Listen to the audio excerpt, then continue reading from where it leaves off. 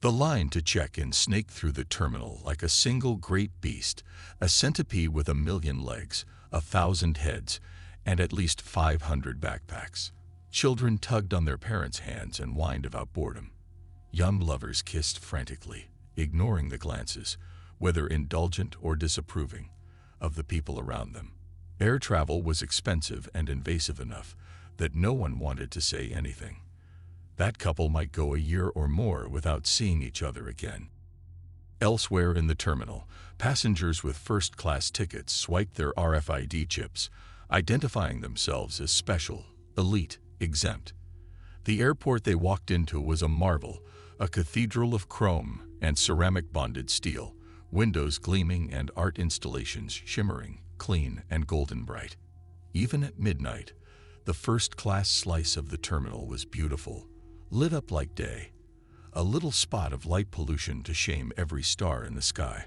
The air always smelled of coffee and fresh pastry, and the ads at the stores were for chocolates and souvenirs, not diet aids and diuretics. It was a different world, one rumored more than seen. Not necessarily a better world, or even a kinder one, but one where dignity was still allowed. Mary fidgeted as the line moved, easing her ever forward. She was cold. The airline hadn't warned her about that when they'd issued their recommendations about what to fly in. Yoga pants and a thin tank top might be comfortable, although honestly, she would have preferred something that didn't feel like it was painted onto her ass. But they didn't do much to insulate her against the air conditioning. At least she wasn't shivering alone. People came and went everywhere she looked. Beautiful people from all walks of life getting ready to fly that beautiful sky. And almost all of them were wearing the same combination of black yoga pants and paper-thin tank top. Some of the men had opted for cargo shorts, and she winced at the presumable weight of them. Others, both male and female, wore athletic shorts and leg warmers. She could see the wisdom in that. If they hit the weight limit, they could always dispose of the woolly things, fly bare-legged and freezing, but unpenalized. No one was wearing any jewelry larger than a wedding ring, and she saw even fewer of those than she would have expected. The loud chiming sound snapped her out of her thoughts. She turned forward. The man in front of her was standing on the scale with his carry-on bag, his cheeks flushed red and his hands twitching in what she knew had to be an unconscious gesture. The airline clerk looked at him with an odd mixture of impatience and sympathy. She had to see this 100 times a day, travelers sputtering and stammering with a mixture of mortification and bravado. At least her eyes were kind, Mary thought, and felt her own cheeks start to go red. She would be the one on that scale in a moment. Kindness was not the problem. "I'm sorry, sir," the agent said. Her uniform was made of heavy cotton, crisp as a cracker and layered as artfully as a croissant. Her hair was styled in lush waves, heavy with pomade and wax. Mary found her eyes drinking in that hair like a starving man drinks in the sight of a leaden table. This woman had mass. She was allowed to occupy space. When she flew, she probably didn't need to step onto a scale. "There's a mistake," said the man. "I paid for my ticket." "Yes, sir. You paid for $250 inclusive, and right now I'm registering $275. If you'd like to repack your carry-on bag, we do have shipping boxes available." "Your damn scale is wrong," snapped the man. "Run it again." Some of the sympathy left the agent's face. "You are allowed 2 reways before your final number is locked in, sir. If I run it again, you will not be able to calibrate your baggage properly." "I don't care," he snarled. He glanced back at the rest of them, embarrassment and fury in his eyes. How dare they witness his mortification? How dare they exist? Run it. The agent, sympathy entirely gone now, nodded and punched in a code at her terminal. The red lights on the front of the scale flashed and turned green before 272.3 appeared above them. The man's face flushed further. "In accordance with TSA regulations, your reway has been displayed to prevent disputes, should you choose to contest our final pricing," said the agent coolly. "Your documented weight, inclusive of your carry-on baggage, is 272.3 pounds, which rounds under the current international pricing structure to 275. You have paid for a 250-pound ticket. You may choose to pay an additional $250, or you may make an attempt to lower your cumulative weight. You have one reweigh remaining. The man began to splutter. A light came on further down the counter, signaling another scale's availability. Stomach sinking toward her feet, Mary turned to face her fate. The airline wars of the early 2020s had become increasingly vicious as they tried to find ways to increase their market share without driving their passengers away. They had increased baggage fees while reducing cabin allowances, chipping away bit by bit at the basic amenities that people felt they were entitled to. Want to board faster? Pay an extra $20 to be seated in the premium section of the plane. Lower than business class, of course, but better than those rubes in coach. Want more than one can of soda? That will be $2, credit only. No cash accepted. But look, we've lowered prices across the board. $15 a head. Surely that's worth a little inconvenience in the air. Who really needs a second Diet Coke anyway? Eventually, however, they had run up against the wall of public disapproval. People didn't like feeling as if they were being nickel and dimed to death. They wanted the freedom to fly without the inconvenience, without the feeling that the cost was unavoidable. No one knows who first proposed the change. It is a moment lost to history, and perhaps gladly so. Perhaps it was the work of some fresh-faced intern, snarking too loudly where the boss could hear, and not some monster in human skin. Checked bags were weighed, at the behest of the union. International flights weighed carry-on, for the sake of conserving fuel. But no one weighed passengers. Well, why not? There was money to be made there, if they spun it right. And by that point, they had years of experience with the spin. In the end, it had been a surprisingly easy transition, like watching the boiled frog metaphor play out in slow and terrible motion. Who hadn't looked resentfully at their fellow travelers at some point, blaming them for their own physicality? The tall man whose knees dug into the back of the seat in front of them for the entire flight. The diminutive woman whose comfort was an affront to everyone around her, who could have used the precious inches she so carelessly squandered. The baby who held no ticket, but who used up overhead bin space that could have been used by paying passengers. Everyone represented some sort of offense, if looked at from the right perspective. Better yet, some airlines already had policies on the books, long accepted if rarely enforced, requiring passengers who did not fit into a single seat to pay for second. Supposedly, this would spare discomfort for all involved, allowing larger passengers to fly with a semblance of dignity, as if being the only person sitting next to an empty seat on an otherwise full flight wouldn't be a red flag of this airline considers me too fat to fly. As if there were dignity in having one's body measured, weighed, and priced. But who hadn't been crammed into a too small seat while secretly blaming their neighbor? It wasn't their body that was the problem. Heavens no, it wasn't their ticket that had purchased insufficient space. The thought that perhaps the seats were too small to preserve anyone's dignity, that perhaps airlines should be asked to stop sacrificing human decency in the name of record profits, well, the market would sort itself out. The market always did. If people were unhappy with the way the airlines did business, they didn't have to fly. It began with a single airline. Come fly our new deluxe ultra comfort fleet, their ads cajoled. Larger seats for larger passengers. Seats with extra legroom for taller passengers. All priced according to their footprint on the plane. All available to anyone who wanted to purchase them. If that same tiny woman who had seemed so content in her standard seat wanted to drop another $100 to fly in a seat designed for someone 3 times her size, well, the market would sort itself out. The market always did. A few conspiracy theorists said that this was a dark omen of things to come, that people would find themselves required to purchase the seats that fit them with ultra comfort, rather than being allowed to consign themselves to the cramped, affordable confines of coach.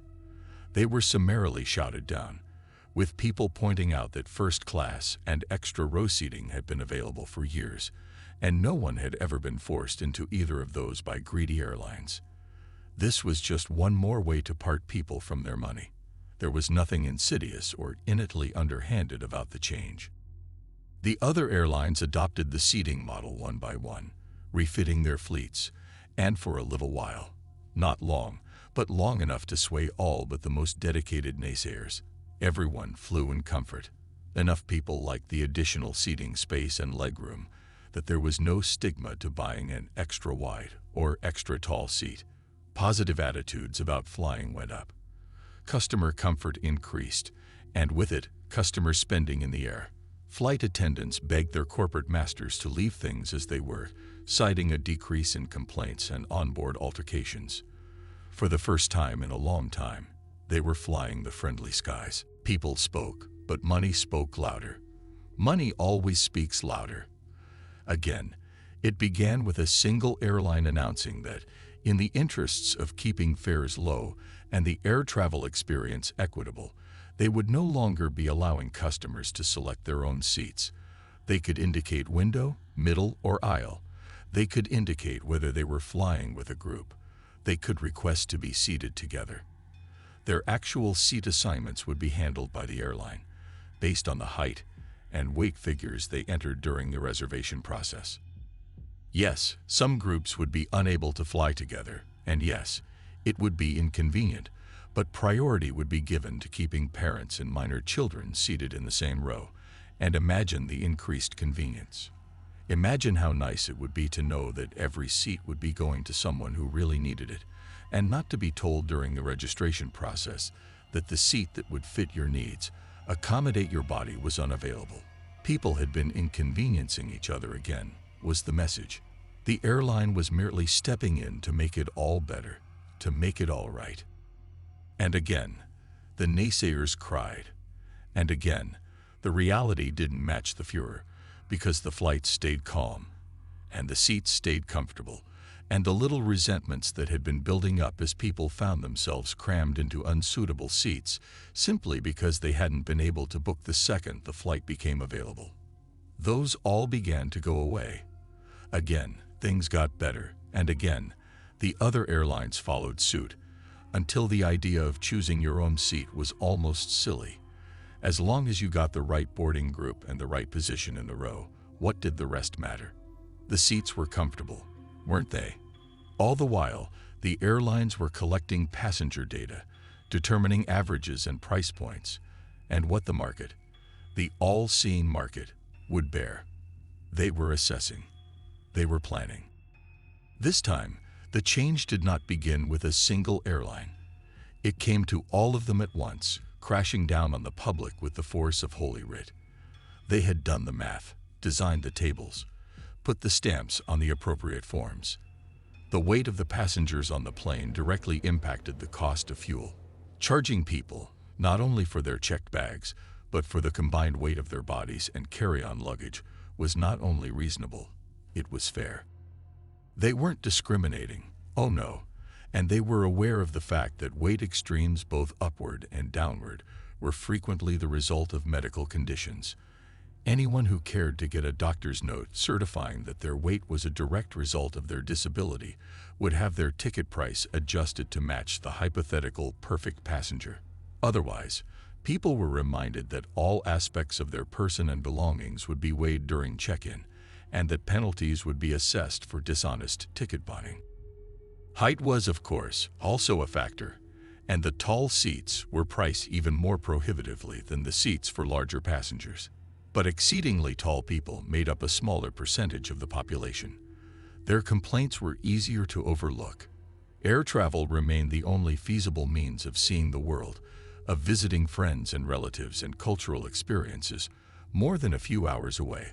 The new pricing structures solidified. If some people chose to retain their dignity and take the train, well, the market would sort itself out. The market always did. The agent offered Mary a warm, professional smile as she stepped up in front of the scale. She did her best to smile back, her mind racing as she reviewed every item in her carry-on, every piece of food that had passed her lips in the last 2 weeks. She could have skipped the socks. That would have saved her 3 ounces. That would have. ID, please. Mary handed her license and credit card over without saying a word. Her stomach was filled with butterflies. If there were additional charges, she would have to pay them. Her tickets were non-refundable, but she couldn't afford them. Will you be checking any bags today? Yes, she said meekly. They're prepaid. She hoisted them onto the scale, breathing out a silent sigh of relief when their combined total came in under the 80 pounds she had been able to budget for her trip out. Coming back, she would only have one of them. The contents of the other would stay with her sister and her new niece. She might never be able to afford to go and see them again. This visit didn't just need to be special. This visit needed to resolve everything they had between them, balance the debts, and fill their hearts until they could tolerate the distance. Each bag had cost her $100, on top of the price of the ticket. In the back of her mind, she almost thought she could hear her credit cards crying. Excellent, said the agent, checking her readout with a perfunctory glance. You've paid for £40 per bag and have managed to pack appropriately. Congratulations. Have you prepared your carry-on? The suitcases were whisked onto the conveyor belt, making it swiftly impossible for her to transfer anything into them. Their weight was registered and locked, and would not change. Another selling point for this system, according to the spin doctors who spun and wove like Ariadne, the chances of items being stolen from luggage had decreased immeasurably since the weighing system had gone into effect. The fact that it was a change the airlines could have made without weighing their passengers at the same time was irrelevant. Luggage theft was down, PR was good, and once again, the people with legitimate complaints were reduced to malcontents and complainers. Now, if you would please step onto the scale, we can finish checking you in. The agent's smile was bright. Of course it was. She was warm, in her heavy functional uniform. She was allowed to have mass, to occupy space as if it had always been meant to belong to her. To Mary's hungry eyes, she looked like the richest person in the entire airport, wealthy beyond measure, untouchable, untouchable. Mary blew all the air out of her lungs, emptying herself out like a balloon as she stepped up onto the scale. The first weigh was private, allowing passengers to accept their fates and pay up, or not, as required. 6 months of dieting had led to this moment. 6 months of learning to go without water between meals to keep her bladder empty, of reading e-books to keep the weight down, of doing anything to keep the weight down. Some people didn't plan ahead, didn't plan their diets until the last minute, and wound up at the airport dizzy from juice cleanses and holding their yoga pants on with one hand. Not her. Oh no, she was ready. There was a loud chiming sound. Mary flinched. I'm sorry, ma'am. I'm showing you £3 over your paid limit. Would you like to put this on the card or redistribute your carry-on in some way? Mary's cheeks burned red, remembering the man from before, how quickly he had lost the sympathy of everyone in earshot, including the agent, who was the only person with any potential to help her. She lowered her voice and said meekly, I need to pee. Does that count for anything? The agent nodded sympathetically. She had clearly heard this before. If you'd like to visit the restroom and come through the line again, I can have your bags held until you finish checking in.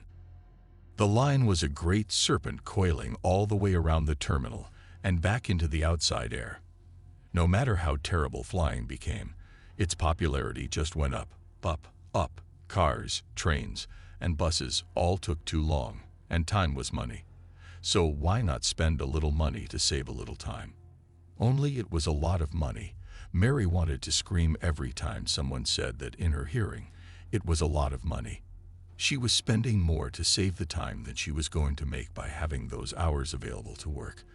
And she didn't have a choice, not really, because no one could get that kind of time off anymore. It was fly or nothing. If she went to the bathroom and came back to the line, she would miss her flight. Voice very small, she said, No, I don't think there's time for that. The agent nodded sympathetically. At least she was still on Mary's side. At least no one was staring yet. Shuffling from foot to foot and frowning, but not staring. What would you like to do? Can I take a few things out of my carry-on? You have 5 minutes to complete this transaction, said the agent. Mary nodded and shrugged out of her small backpack, beginning to dig through it as quickly as she could. The sandwich she had brought to eat on the plane could go. It wasn't much, but it was something. The chapstick, the lip gloss, the bottle of aspirin, those were all things she could buy again when she reached her destination, and it would be cheaper to do it that way than to pay for the increase in her fare. The hairbrush, the lucky nickel, the tissues. Bit by bit, she piled her meager life out on the counter for the agent to see, for the people behind her in line to judge. Finally, when there was nothing left to lose, nothing but her medication and her tablet, she swallowed and said, "I'm ready." "Because this is your second weigh-in, the results will be public," said the agent, not unkindly, and not clearing the counter yet either.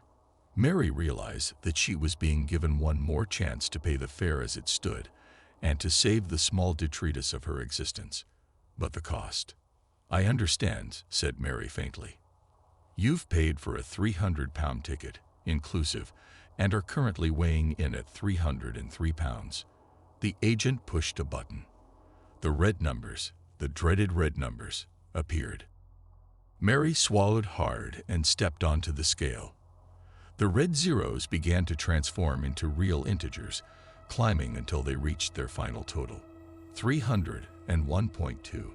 She would have needed to be willfully obtuse to miss the look of regret and, yes, disappointment on the agent's face. Looking up, the woman met Mary's eyes without flinching away.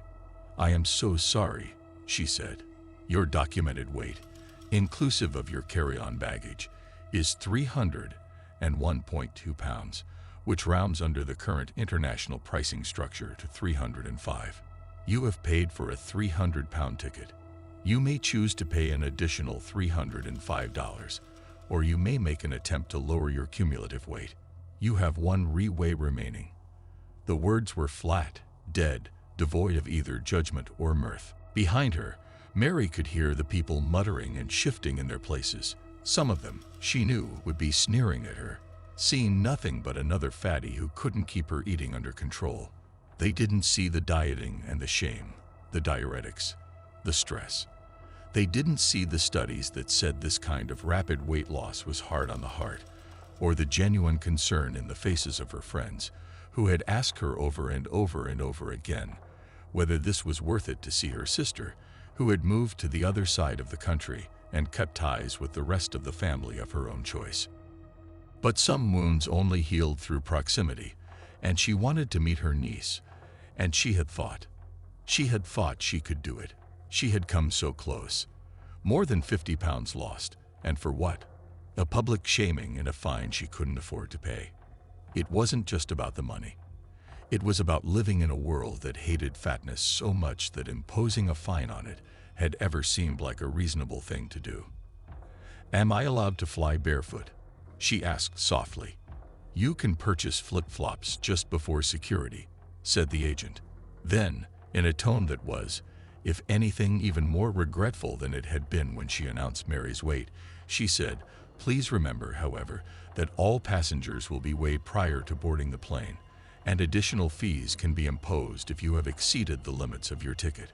These fees will be higher due to the increased resources necessary to manage the transaction past security." What increased resources? Mary wanted to howl. Having someone to swipe a credit card. Having someone to point at the fatty. She did nothing of the sort. She didn't say another word. Merely swept the contents of her carry-on back into her bag, clutching the strap like a lifeline, and offered her card to the agent, holding her breath all the way. If it was declined, this was it. She wouldn't get the cost of her original ticket back. No refunds, no returns, and she wouldn't see her sister again in this lifetime. It was all down to the tenuous thread of her credit, which was already stretched so thin that she feared it might snap. With a sympathetic expression on her face, The agent ran the card. The numbers glared red. The crowd murmured. The agent smiled. Transaction successful.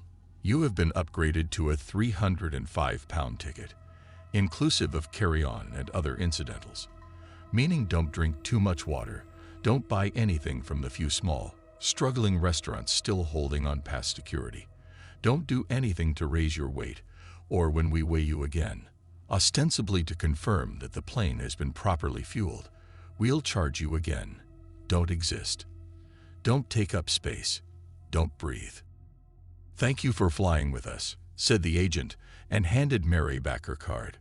Mary forced a wan and trembling smile, took a step back, and started towards security, blending back into the crowd, all with their own reasons to fly, all with their own reasons to fear the unfriendly skies, and doing her best to do what the world had always demanded that she do, to fade away, to become nothing more than the interplay of air, and to let her mass, paid for and measured to the unforgiving ounce, be dispersed and hence redeemed.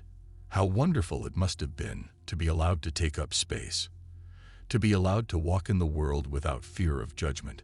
How wonderful it must have been to feel unable to exist.